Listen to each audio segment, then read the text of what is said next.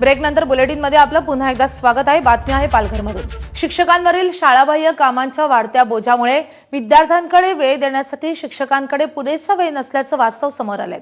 जिल्हा परिषदेच्या शिक्षकांना अध्यापनासोबतच बीएलओ, एसआयआर, निवडणूक सर्वेक्षण आणि विविध शासकीय कामांमध्ये गुंतवलं जात आहे आणि त्यामुळे विद्यार्थ्यांच्या अध्यापनासाठी वेळ देता येत नाहीये आणि त्यामुळे शाळाबाह्य कामे गावातील सुशिक्षित बेरोजगार युवक युवतींना देण्याची मागणी पालघरमधील शिक्षकांनी केली आहे। तर पालकांनी शिक्षकांच्या भूमिकेला पाठिंबा दिलाय।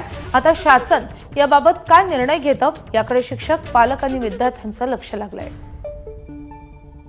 ही अशैक्षणिक कामं आहेत।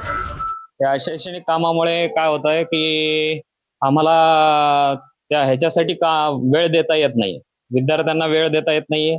त्याच्यानंतर ही जी जबाबदारी आहे, जर आपल्या गावातील कोणत्याही एका गरजू माणसाला किंवा ह्याला काम दिलं तर त्यांना त्याचं मानधन पण भेटेल आणि ते त्याचं हे पण होईल, तीच पण होईल आणि त्यांना गावातली सगळ्यांची माहिती असते।